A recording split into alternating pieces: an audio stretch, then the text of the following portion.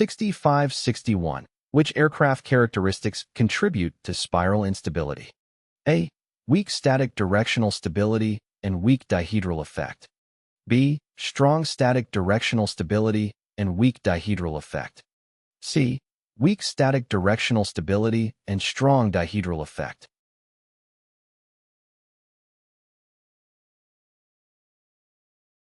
The correct answer is B.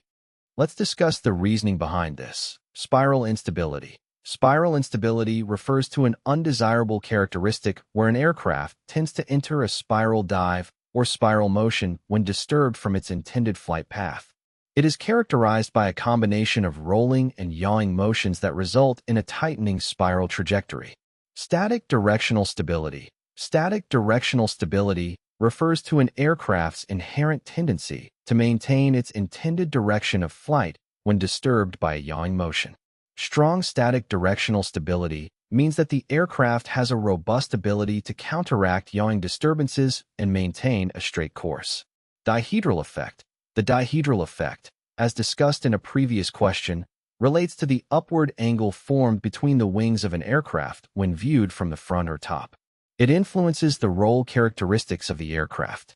Considering these factors, let's explore why strong static directional stability and weak dihedral effect contribute to spiral instability. Strong static directional stability.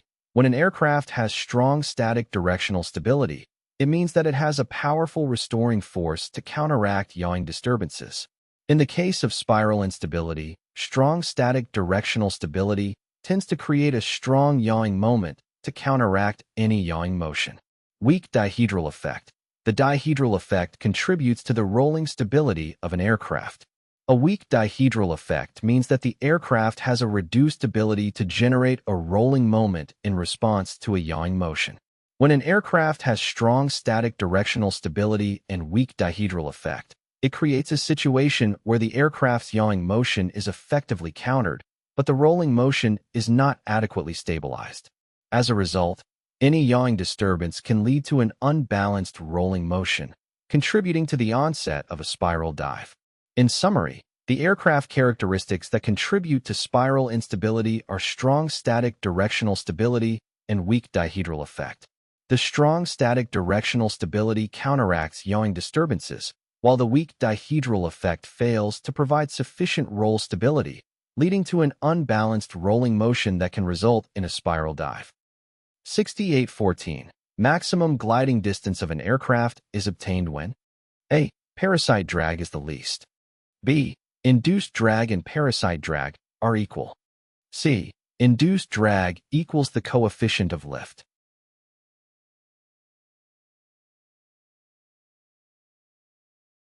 The correct answer is B. The maximum gliding distance of an aircraft is obtained when induced drag and parasite drag are equal. Let's discuss the reasoning behind this. Gliding distance. Gliding distance refers to the horizontal distance an aircraft can travel while descending in a glide without any engine power. It is determined by various factors, including drag, lift, and the aircraft's glide ratio. Drag components. There are two primary components of drag that affect the gliding performance of an aircraft: induced drag and parasite drag. Induced drag. Induced drag is a type of drag that is generated as a byproduct of producing lift. It is primarily caused by the creation of wingtip vortices during the generation of lift. Induced drag is inversely proportional to the square of the aircraft's airspeed and directly proportional to the coefficient of lift. Parasite drag. Parasite drag refers to all other forms of drag on the aircraft that are not directly related to the production of lift. It includes various factors such as form drag, caused by the shape of the aircraft, skin friction drags, caused by the friction between the air and the aircraft's surface, and interference drag, caused by the interaction of different components of the aircraft. Equalizing induced drag and parasite drag. To achieve the maximum gliding distance, it is desirable to minimize the total drag acting on the aircraft. When induced drag and parasite drag are equal, it means that the aircraft is operating at an optimal point where the reduction in parasite drag compensates for the increase in induced drag. If the induced drag is higher than the parasite drags, the total drag will be higher, and the gliding performance will be compromised. Similarly, if the Parasite drag is higher than the induced drag, the total drag will also be higher, resulting in reduced gliding distance. By equalizing the induced drag and Parasite drag, the total drag is minimized, allowing the aircraft to achieve the maximum gliding distance. In summary, the maximum gliding distance of an aircraft is obtained when induced drag and Parasite drag are equal. This balance between the two drag components minimizes the total drag and optimizes the gliding performance. 6541. If severe turbulence is encountered, the aircraft's airspeed should be reduced to A. Maneuvering speed, B. Normal structural cruising speed, C. The minimum steady flight speed in the landing configuration.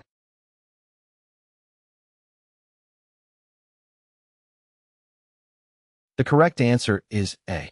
When encountering severe turbulence, the recommended action is to reduce the aircraft's airspeed to maneuvering speed. Maneuvering speed, also known as the turbulence penetration speed, is the maximum speed at which abrupt control inputs can be made without risking structural damage to the aircraft. Reducing the airspeed to maneuvering speed provides several benefits in severe turbulence. Structural integrity. Maneuvering speed ensures that the aircraft is operating within its design structural limits, minimizing the risk of overstressing or damaging the airframe during turbulent conditions. Control effectiveness. By reducing the airspeed, the aircraft's control surfaces remain more responsive and effective, allowing the pilot to maintain better control over the aircraft in turbulent airflow. Stability and ride quality. Operating at maneuvering speed provides greater stability and dampens the effects of turbulence, resulting in a smoother and more comfortable ride for occupants. It's important to note that reducing the airspeed to maneuvering speed is a general guideline and may vary depending on the specific aircraft's limitations and recommendations provided by the manufacturer. Pilots should consult the aircraft's flight manual or operating procedures for the precise maneuvering speed for their particular aircraft. Therefore, in the case of severe turbulence, the correct action is to reduce the aircraft's airspeed to maneuvering speed. 6542. If an airplane's gross weight is 3,250 pounds, what is the load acting on this airplane during a level 60 degrees bank turn? A. 3,250 pounds. B. 5,200 pounds. C. 6,500 pounds.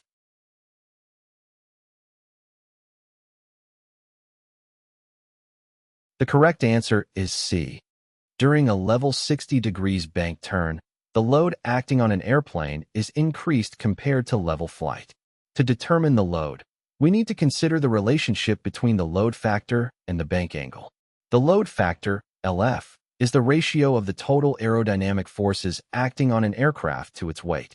In level flight, the load factor is 1, meaning the total aerodynamic forces are equal to the weight of the aircraft. In a level 60 degrees bank turn, the load factor can be calculated using the formula LF equals 1/cos, bank angle, where the bank angle is expressed in radians. Since the given bank angle is 60 degrees, we convert it to radians. Bank angle, radians, equals 60 degrees multiply pi/180 degree, almost equals 1.047 radians. Now we can calculate the load factor. LF equals 1/cos, 1.047. Almost equals 2.03. The load factor of approximately 2.03 means that the total aerodynamic forces acting on the airplane are 2.03 times its weight. To find the load acting on the airplane during the 60 degrees bank turn, we multiply the gross weight of the airplane by the load factor. Load equals gross weight multiply load factor. Load equals 3,250 pounds multiply 2.03, almost equals 6,597.5 pounds, rounding to the nearest whole number. The load acting on the airplane during the level 60 degrees bank turn is approximately 6,500 pounds. 6534. The angle of attack at which an airplane stalls. A. Increases with an increase in engine power. B. Remains constant regardless of gross weight. C. Varies with gross weight and density altitude.